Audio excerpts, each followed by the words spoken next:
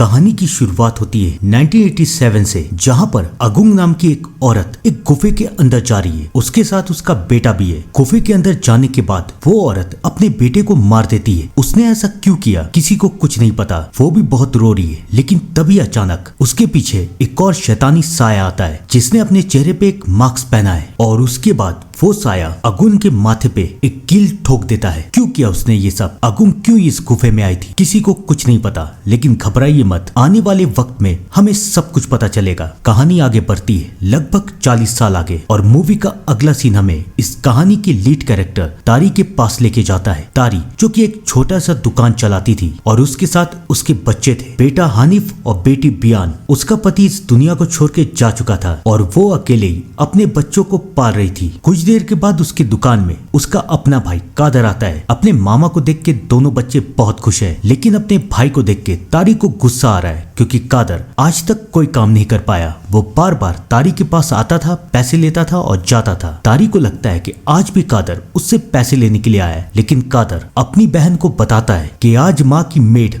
यति का कॉल आया है। अपनी माँ का नाम सुन के तारी को बहुत गुस्सा आ रहा है। वो अपने भाई से कहती है, तुम अभी भी माँ के टच में हो? उन्होंने बचपन में हमारे साथ क्या किया तुम सब कुछ भूल गए? हम लोग छोटे छोटे बच्चे थे जब हमारी माँ ने हमें अपने ही घर से निकाल दिया, और उसके बाद हम यहाँ आ गए। हमने कैसे अपनी जिंदगी संभाली है सिर्फ हमें ही पता है। मुझे अपनी माँ से कभी नहीं बात करनी, कभी उनकी शक्ल तक नहीं देखनी। तारी के दिल में अपनी माँ के लिए बहुत गुस्सा था, लेकिन कादर अपनी बहन को समझाता है कि यति ने ये कहा है कि माँ की हालत बहुत खराब है, उन्हें कभी भी कुछ भी हो सकता है, हमें चलना चाहिए। लेकिन तारी अभी भी नहीं मान रही। तब कादर उसे समझाता है कि सोचो, अगर तुम्हारे बच्चे भी तुम्हारे साथ ऐसा करेंगे तो तुम्हें कैसा लगेगा? कादर की ये बात सुन के तारी मान जाती है, और फाइनली कादर, तारी और तारी के दोनों बच्चे उनके नानी के घर जा रहे हैं। तारी तो अपनी माँ से मिलने जा रही है, लेकिन उसे पता नहीं है कि कादर अपनी माँ से मदद मांगने जा रहा है। उसके सर पे बहुत उधारी हो चुकी है, और गुंडे ने उसे धमकी दी है कि अगर पैसे नहीं दोगे तो हम तुम्हें मार देंगे। लेकिन किसी को नहीं पता था कि आने वाला वक्त उनके लिए कितना खौफनाक और खतरनाक बनेगा। फाइनली वो लोग अपनी माँ के घर में पहुंचते हैं, और हनीफ और बियान अपनी नानी का घर देख के चौंक जाते हैं। उनकी नानी बहुत ही अमीर थी, उनके पास एक बहुत ही बड़ा घर था।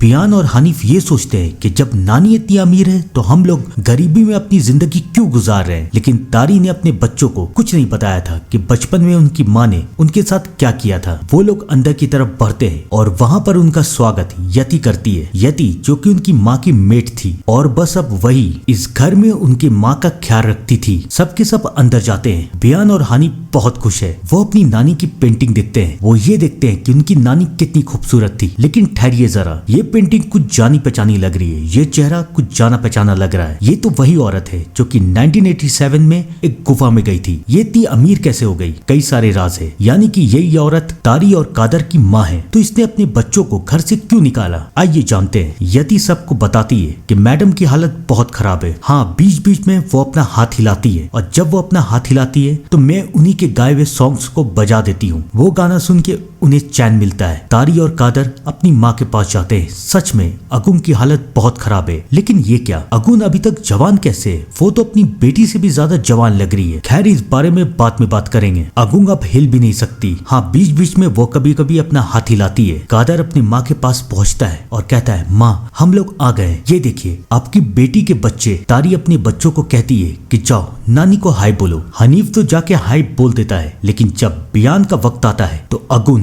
बियान का हाथ पकड़ लेती है। किसी तरह से बियान का हाथ छुड़ाया जाता है। किसी को समझ में नहीं आ रहा है कि ये क्या हुआ। सब कोई बहुत डरे हुए हैं, लेकिन यति उन लोगों को समझाती है कि सब कुछ ठीक हो जाएगा। सबके सब बाहर निकलते हैं, और जो सवाल मैंने आपसे पूछा था वो सवाल हनीफ भी अपनी माँ से पूछता है कि नानी तो कितनी जवान लग रही है, वो तो आपसे भी जवान लग रही है, ऐसा क्यों? इस सवाल का जवाब तारी के पास भी नहीं था, लेकिन आने वाला वक्त हमें इस सवाल का जवाब जरूर देगा। रात होती है। कादर यति से पूछता है कि माँ की हालत कब से खराब हुई, तो यति बताती है कि अभी 1 महीने से इनकी हालत खराब हो गई। कादर कहता है, आपने हमें पहले क्यों नहीं बुलाया? तो यति उसे समझाती है कि मैडम ने मुझे मना किया था कि उन्हें चाहे कुछ भी क्यों ना हो जाए, तुम दोनों को कुछ भी पता नहीं चलना चाहिए। ये बात सुन के तारी को बहुत गुस्सा आ रहा है। उसे ऐसा लग रहा है कि उसकी माँ चाहती ही नहीं थी कि वो वो दोनों यहाँ पर आए वो उनसे प्यार ही नहीं करती है, लेकिन यति तारी को समझाती है कि तुम्हारी माँ तुमसे बहुत प्यार करती थी। तारी को इस बात पे यकीन नहीं है, लेकिन फिर भी तारी यति से पूछती है कि डॉक्टर ने क्या कहा। यति बताती है कि मैंने मैडम को दोनों को दिखाया है, डॉक्टर को भी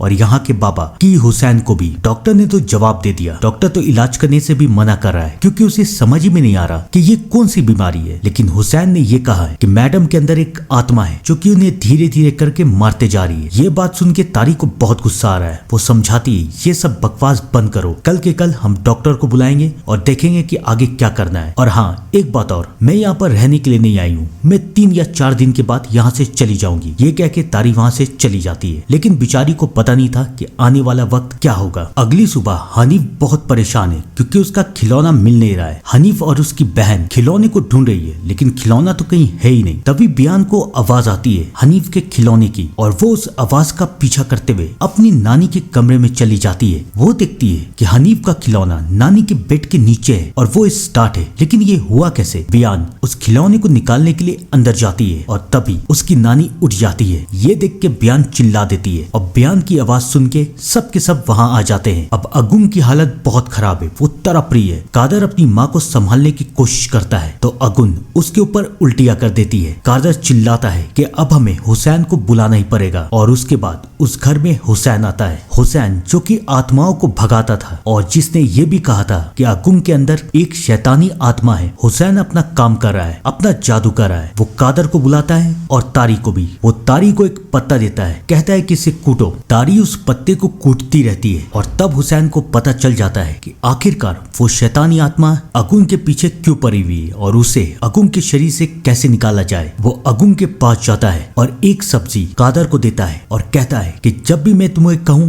भोंको तो इस सब्जी के अंदर एक चाकू को भोंक देना, कोई गलती नहीं होनी चाहिए वरना मैं जिंदा नहीं बचूंगा। हुसैन की बातें सुन के पूरा का पूरा घर डर रहा है, लेकिन उन्हें पता नहीं था कि डर की ये तो बस एक शुरुआत है। हुसैन अगुन के अंदर आत्मा निकालने की कोशिश करने लगता है और अगुन अचानक से उठ जाती है और वो हुसैन का गला पकड़ लेती है। हुसैन चिल्लाता है चाकू घोपो, और कादर सब्जी के अंदर चाकू घोपना शुरू करता है। अगुन धीरे धीरे कमजोर पड़ने लगती है और उसके बाद हुसैन अगुन के शरीर से धीरे धीरे करके कील बाहर निकालता है। याद है ना वो कील जो कि उस गुफा में उस औरत ने अगुन के अंदर डाली थी। हुसैन एक कील निकालता है, 2 निकालता है, 3 निकालता है, ऐसे करके पूरे के पूरे 7 कील निकालता है। और इन 7 कील को निकालने के बाद अचानक से अगुन की एज गिरने लगती है और अगुन बूढ़ी होती है और उसके बाद एक कंकाल बन जाती है। अब अगुन इस दुनिया से जा चुकी है। अपनी माँ की ये हालत देख के तारी और कादर दोनों रोने लगते हैं। हुसैन उन दोनों को समझाता है कि ये शैतानी आत्मा तुम्हारी माँ की आत्मा को मुक्त करना नहीं चाहती थी, इसलिए वो तुम्हारी माँ के शरीर को यहाँ बांध रही थी। तुम्हारी माँ के साथ यही सही था कि तुम्हारी माँ की आत्मा को उसके शरीर से मुक्ति मिल जाए, लेकिन अभी काम खत्म नहीं हुआ। तुम्हारी माँ की मौत कोई नॉर्मल मौत नहीं है, तो इसलिए हम इन्हें दफना नहीं सकते। हाँ, हम इनके कंकाल को डुबाएंगे। आगे जाके एक गुफा है, लोग कहते हैं कि वो जादुई गुफा है और वहाँ पर शैतानों का वास है। उसी गुफा में एक नदी है, वहीं पर हम इस कंकाल को डुबाएंगे, लेकिन आज नहीं बल्कि 7 दिन के बाद। ध्यान रखना 7 दिन तक ये बॉडी यहीं पर रखी रहनी चाहिए, यहाँ से जानी नहीं चाहिए वरना अंजाम बहुत बुरा होगा। हुसैन ये कह के चला जाता है, लेकिन किसी को नहीं पता कि आने वाले 7 दिन कितने खौफनाक और खतरनाक बनेंगे। और यहाँ से शुरू होता है कहानी का एक खौफनाक सफर। अब शुरू होता है पहला दिन और पहले दिन से शैतानी हरकतें शुरू हो जाती है, क्योंकि अगुन के पास से एक आवाज आ रही है, अपना वादा मत तोड़ना, अपना वादा मत तोड़ना। और ये आवाज तारी और यति दोनों सुन लेते हैं। दोनों को बहुत डर लग रहा है। वो दोनों ये फैसला करते हैं कि वो रात तक अगुन की बॉडी के पास बैठ के दुआ पढ़ेंगे ताकि कोई भी शैतानी आत्मा अगुन के शरीर पे दोबारा कब्जा नहीं कर पाए। लेकिन इन्हें क्या लग रहा है ये सब आसान है? बिल्कुल भी नहीं। अंदर कमरे में बियान और हानिफ दोनों के दोनों सो रहे। तभी बियान को ऐसा लगता है कि उनके कमरे के बाहर एक साया है। वो दरवाजा खोलती है, लेकिन बेचारी ये नहीं देख पाती कि वो साया अब उनके कमरे में आ चुका है और ये और कोई नहीं बल्कि उनकी नानी की आत्मा है। बियान सोने की कोशिश करती है, तभी उसके कमरे में रिवॉल्विंग चेयर, पता है ना, वो हिलने लगती है। चेयर को हिलता हुआ देख के बियान को बहुत डर लगता है, लेकिन फिर बियान ये देखती है कि उसकी नानी उस चेयर पे बैठी है। बियान को बहुत डर लगता है। वो वो चादर को अपने मुंह में ढकती है तो देखती है कि उसकी नानी वहाँ भी आ चुकी है। वो डर के मारे चिल्लाती है, मम्मी मम्मी। कादर, तारी और यति सब के सब वहाँ आ जाते हैं। हनीफ की भी आंख खुल जाती है। बियान अपनी माँ को सब कुछ बताती है, लेकिन सबको ऐसा लगता है कि शायद बियान एक बुरा सपना देख रही थी। किसी को नहीं पता कि आने वाला वक्त कैसा होगा। अब आता है दूसरा दिन। हनीफ जो कि अपनी YouTube चैनल पे लाइव स्ट्रीमिंग कर रहा था, वो वीडियो बना रहा था कि कैसे वो इतने बड़े घर में आ चुका है। तभी पीछे से बियान की आवाज आती है। वो हनीफ को बुला रही है। हनीफ को मस्ती सूझती है, सोचता है चलो बियान को थोड़ा सा परेशान किया जाए। वो छुपने के लिए ऊपर कमरे की तरफ जाता है। उसकी बहन की आवाज अभी भी आ रही है। वो एक कबर्ड में छुप जाता है, लेकिन धीरे धीरे आवाज उसके नजदीक आती जा रही है। उसे लगता है शायद उसकी बहन इस कमरे में आ चुकी है। तभी उसके बगल से एक साया आवाज देता है हनीफ, जिसे सुन के हनीफ डर जाता है। वो कब्र से बाहर निकलता है और तब बियान भी वहाँ आ जाती है। हनीफ डरते हुए बियान को सारी बातें बता देता है, लेकिन बियान जब दरवाजे को खोलती है तो वहाँ तो कोई है ही नहीं। उसे लगता है कि हनीफ फिर से एक बार मजाक कर रहा था। हनीफ को भी समझ में नहीं आता कि क्या सच था और क्या सपना। लेकिन तभी उसकी नजर वहाँ पर एक मास्क पे पड़ती है। याद है ना वो मास्क जो कि उस शैतानी साय ने पहना था। हनीफ अपनी जिंदगी की सबसे बड़ी गलती करता है, उस मास्क को उठा लेता है। लेकिन ठहरिए जरा, दूसरा दिन अभी तक खत्म नहीं हुआ है। बारी बारी करके आत्मा तो सबको दिखेगी। कादर बहुत परेशान है कि वो गुंडों के पैसे कैसे देगा। तभी उसे अंदर की तरफ से आवाज आती है, बहुत सारी औरतों की आवाज। अंदर की तरफ जाता है तो डर जाता है कि उसकी माँ की लाश के पास कई सारी औरतें बैठी हुई और सब की सब एक ही बात बोल रही है, अपना वादा मत तोड़ना, अपना वादा मत तोड़ना। कादर को समझ में नहीं आता कि ये सब क्या हो रहा है। वो लाइट ऑन करता है तो अचानक सब की सब गायब। जो चीज कादर ने देखी थी उस पे उसे खुद ही यकीन नहीं हो रहा था, लेकिन आने वाला वक्त सबको यकीन दिला देगा। अब आता है तीसरा दिन। याद है ना वो मास्क जो कि हनीफ ने उठाया था। हनीफ उस मास्क को पहनता है और जैसे ही हनीफ उस मास्क को पहनता है उसे उसकी नानी दिखने लगती है। क्या था ये इस मास्क का राज? आने वाला वक्त हमें इस सवाल का भी जवाब जरूर देगा। रात हो जाती है। बियान और हनीफ फिर से आराम कर रहे हैं, लेकिन अब बियान के साथ कुछ हो चुका है। बियान उसी मास्क को पहनती है और चेयर में बैठ जाती है। हनीफ अपनी बहन को कह रहा है सो जाओ ना, कितना तंग कर रही हो, इतना तंग मत करो, प्लीज आके सो जाओ। लेकिन धीरे धीरे उसे उसकी बहन की हंसने की आवाज आ रही है। वो सोचता है मेरी बहन हंस क्यों रही है। तभी उसके मुंह से कोई चादर को हटाता है और वो देखता है कि उसकी नानी वहाँ पर है। वो चिल्लाते हुए बाहर की तरफ भागता है। उसकी आवाज सुन के सब कोई वहाँ आ जाते हैं। वो अपनी माँ को बताता है कि देखिए नानी की आत्मा वापस आ चुकी है। सब कोई वहाँ देखते हैं तो वहाँ तो बियान सो रही है। किसी को समझ में नहीं आता कि ये सब क्या हो रहा है। और अब आता है चौथा दिन। तारी को बस का टिकट करवाने के लिए शहर की तरफ जाना था, तो वो यति को अपने साथ लेके जा रही है और वो कादर को कहती है कि बच्चों का ख्याल रखना। कादर मान जाता है। तारी और यति तो वहाँ से चली जाती है, लेकिन कादर को गुंडों को पैसे भी देने थे, तो वो ये फैसला करता है कि वो बाहर जाके पैसों का इंतजाम करेगा। बच्चे तो अभी तक सो रहे और जब तक ये उठेंगे मैं आ जाऊंगा। कादर वहाँ से चला जाता है। धीरे धीरे वक्त बीतता रहता है और घर में कोई भी नहीं है। हनीफ और बियान की आंख खुलती है। घर में कोई नहीं है। उन्हें बहुत डर लग रहा है और वो घर के बाहर बैठ जाते हैं। वक्त धीरे धीरे बीतता रहता है और अब रात हो चुकी है। उन दोनों को प्यास लग रही है। उन दोनों को अंदर की तरफ जाना है। किसी तरह से हिम्मत जुटा के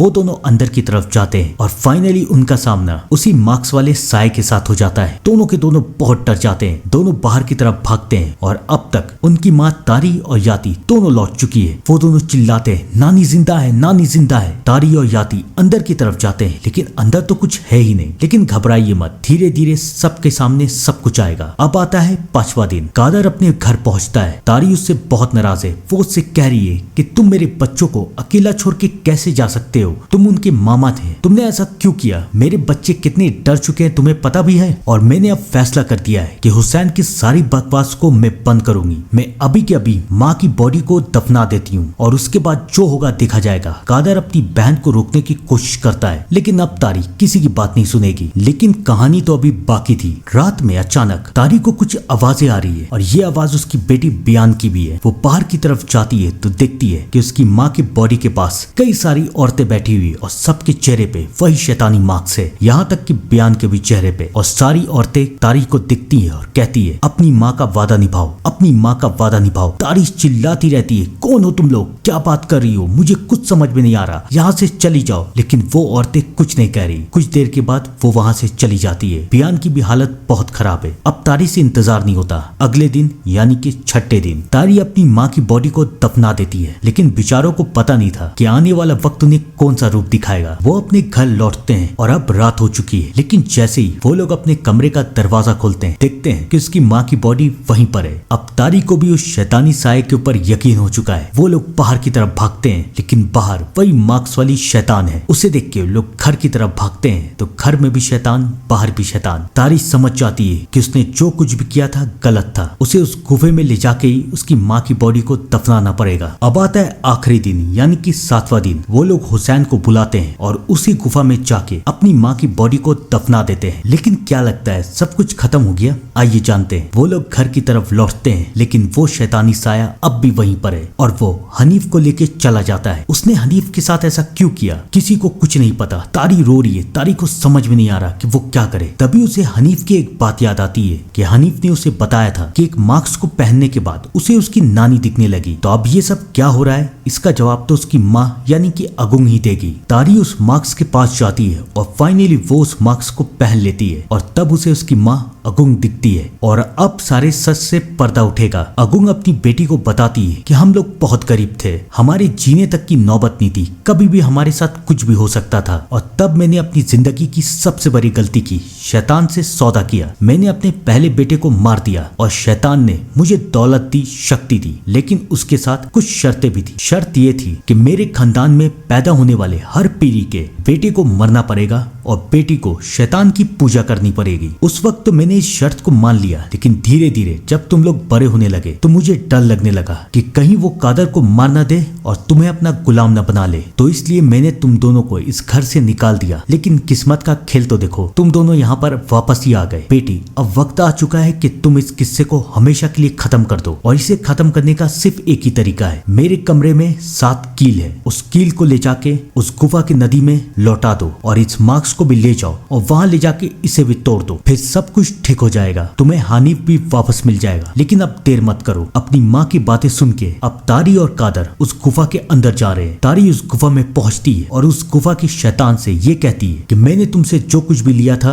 वो मैं तुम्हें लौटा रही हूँ, तुम्हारी कील, तुम्हारा मार्क्स, मुझे मेरा बेटा लौटा दो। लेकिन सामने से कोई जवाब नहीं आ रहा। कादर समझ जाता है कि ये लोग चाहते क्या है। वो चिल्लाता है कि तुम्हें एक बेटा ही चाहिए ना, तो हनीफ को छोड़ दो, मुझे ले जाओ, मैं अगुंग का बेटा हूँ। कादर की ये बात सुन के वो शैतानी साया हनीफ को छोड़ देती है और उसके बाद वो कादर को लेके जा रही है। वो कादर को कभी भी मार सकती है। तारी को अपने भाई को भी बचाना था। उसे समझ में नहीं आ रहा कि वो क्या करे। तब उसके दिमाग में एक आइडिया आता है। वो उस मार्क्स को तोड़ देती है। उस मार्क्स को टूटता हुआ देख के शैतान कमजोर होती है और पानी में डूब जाती है। सबको लगता है कि शायद कादर बच चुका है, लेकिन ये सच नहीं था। वो शैतान लौटती है और कादर को अपने साथ लेके चली जाती है। कादर ने अपनी बहन को और उसके बच्चों को बचाने के लिए अपनी कुर्बानी दे दी। अगले दिन तारी अपने बच्चों के साथ यहाँ से चली जाती है और यति भी इस घर को बंद करके हमेशा के लिए चली जाती है। लेकिन क्या ये कहानी यहीं पर खत्म हो गई? मुझे नहीं लगता, क्योंकि आगे दिखाया जाता है कि वो शैतानी साया अभी भी जिंदा है। मुझे लगता है कि इसका पार्ट 2 आना चाहिए। आपको क्या लगता है? कमेंट में बताइएगा। तब तक के लिए thank you and good bye.